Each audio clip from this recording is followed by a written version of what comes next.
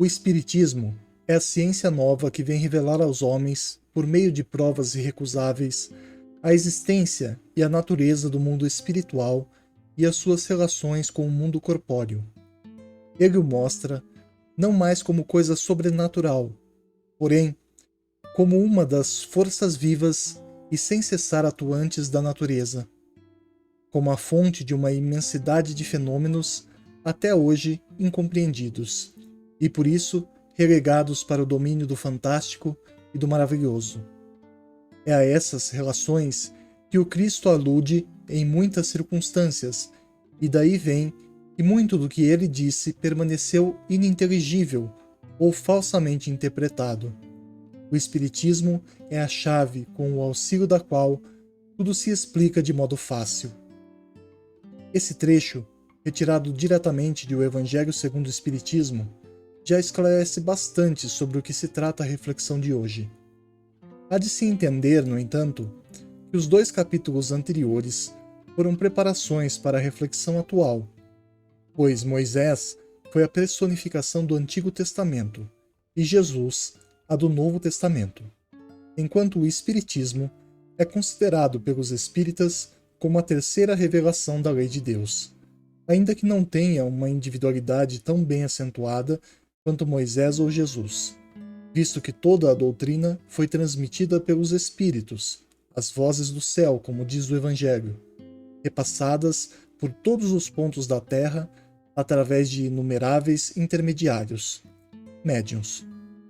Em outras palavras, o Espiritismo representa, assim, um coletivo de ideias que fez florescer aquilo que foi germinado lá atrás por Moisés, que preparou o campo e lançou a semente.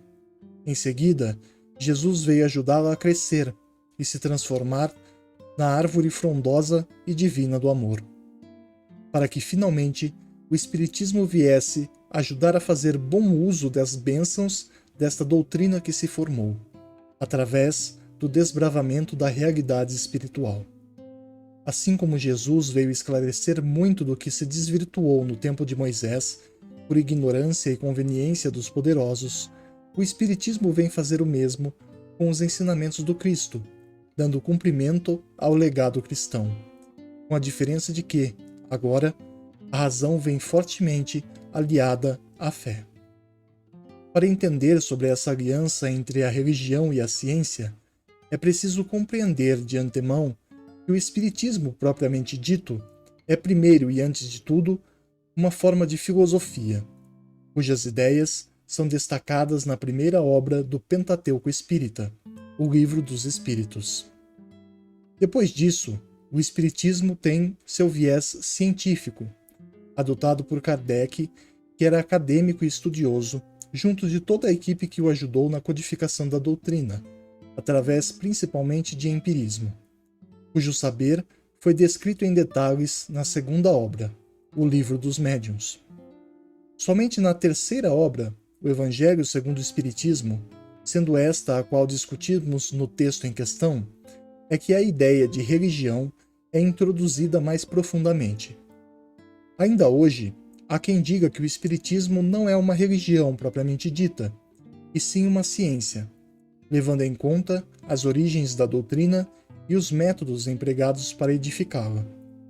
Em minha humilde opinião, muito foi feito ao longo do tempo no intuito de compor uma codificação de conceitos que, além de esclarecer o que estava por trás de eventos extraordinários e considerados sobrenaturais, escancarando a realidade espiritual, serviu também para orientar todo o processo pelo qual os adeptos dessa doutrina encontraram para se religar a Deus através do Evangelho, e principalmente dos ensinamentos de Jesus.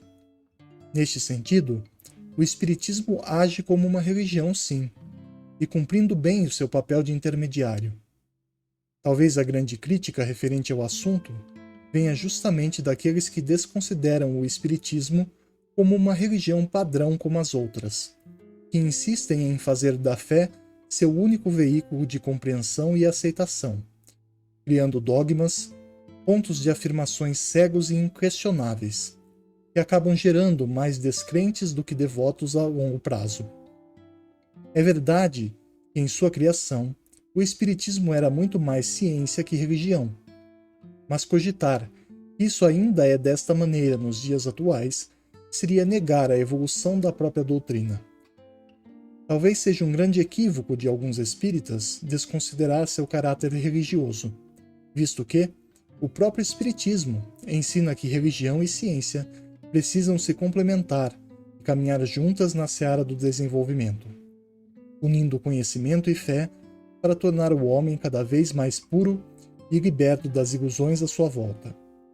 Os dois extremos nesse sentido, digo, a falta de religião e a falta de ciência, causam uma perda insustentável, que culmina outra vez na insatisfação e na falta de simpatia das pessoas para com aquilo que se prega. De um lado, o ateísmo, do outro, o fanatismo.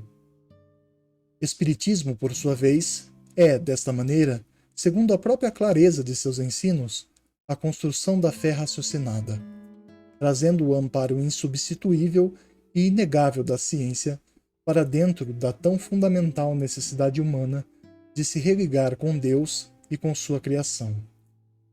Jesus é a base do Espiritismo, como Moisés foi a base para Jesus. Ressalto isso para deixar claro que esta doutrina dos Espíritos não pode fugir da lei de justiça e de amor, do amar a Deus sobre todas as coisas e ao próximo como a si mesmo, como ensinou o Mestre.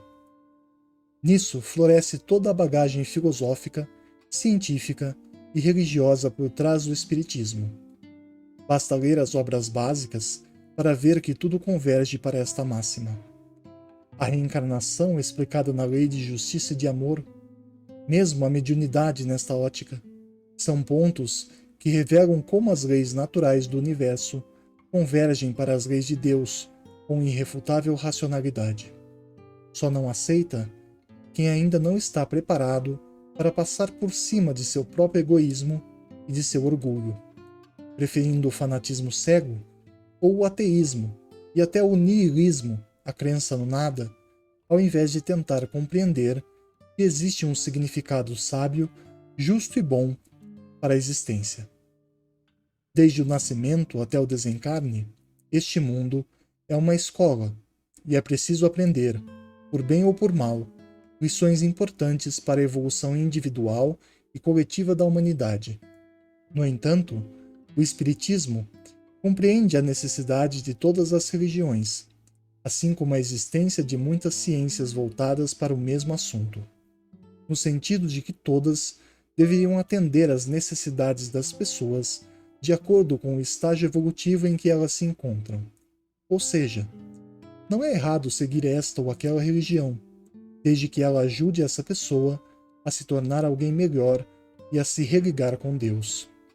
O incentivo, aliás, deveria ser para que cada dia as religiões em geral se unissem mais e mais no labor das almas, fazendo desta tão fundamental edificação moral, quiçá uma faculdade espiritual, que ensina o homem a boa conduta.